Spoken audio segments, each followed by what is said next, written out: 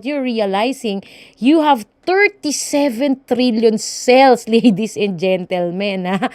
37 trillion cells in the human body. Ang tanong, no? Ang tanong, ano ang pinapakain mo dyan everyday?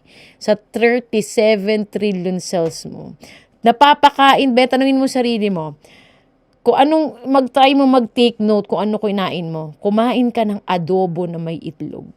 Sa tingin mo, kaya niyang pakainin yung 37 trillion cells ng katawan mo every day. Come to think of it. Grabe, dependent sa'yo yan. No, yung nutritional content niyan, dependent sa'yo, ladies and gentlemen. So, I don't know with you, but you have to really,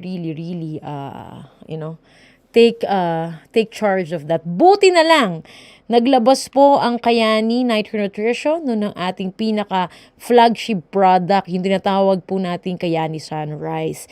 Listen very carefully kung bakit ito sobrang powerful, why it is the best partner for your 37 trillion cells. Unang-una, yung Wild Alaskan, yung Kayani Sunrise po, ang pinakalaman niya is wild.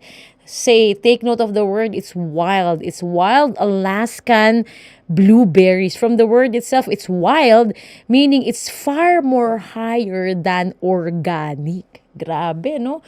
Wild yan. Organic yan, pero far more higher because it's wild. And not only that, dinagdagan po nila to ng 22 additional superfoods.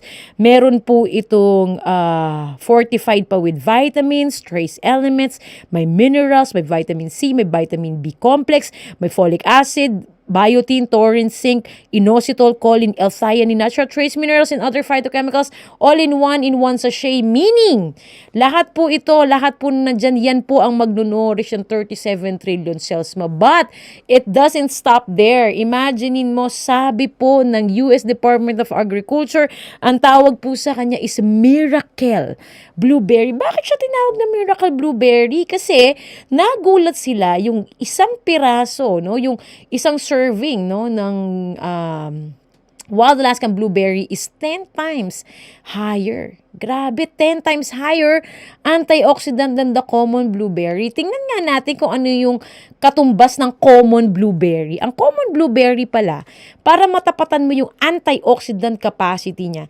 kailangan mo kumain ng 24 na klase ng prutas, 23 na vegetables, 16 herbs, 10 different nuts, and 4 dried fruits. Pinagsasama-sama po yan.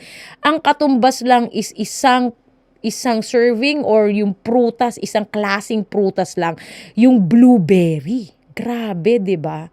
So, take note, anong sabi kanina? 10 times tayo. So, in common sense, para kang kumain ng 240 na prutas, 230 na vegetable, 160 herbs, 10 different nuts, and 40 dried fruits kapag ikaw po ay uminom ng Kayani Sunrise. Grabe, ladies and gentlemen. Ayan.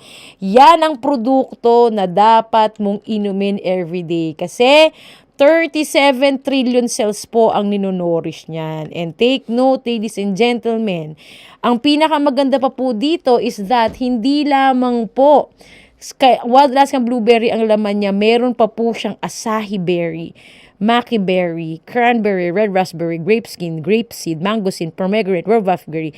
Superfoods, meron pa siyang ginseng, ashwagandha. We have herb extracts, spinach, green tea, kale, broccoli, amla, aloe vera, all in one sachet. Grabe. Kasi nga bakit 37 trillion cells po ang kakain niya. Tingnan niyo po yung ingredients nito. Ayan, yung nasa may baba, almost kalahati na ng page, ingredients lang. Hindi na po ito magkakasya sa label kung tutuusin. And grabe, you will never see a juice that is really concentrated to give you the benefits that your 37 trillion cells needs. At ang pinakamatindi niyan, in layman's term, imagine mo na lang, kakainin mo po lahat ng prutas na to. Ang pinakamatindi diyan, 173 cups ng kalabasa, ladies and gentlemen. Kaya bang kainin yun? Plus 61 cups of avocados. Yan ang katumbas po ng sunrise natin. And not only that, it has 99 to 100% bioavailability. Lahat po yan maa-absorb ng katawan mo kapag ininom mo po yung sunrise, and it has more than 500,000 published clinical research. It's guaranteed to protect your cells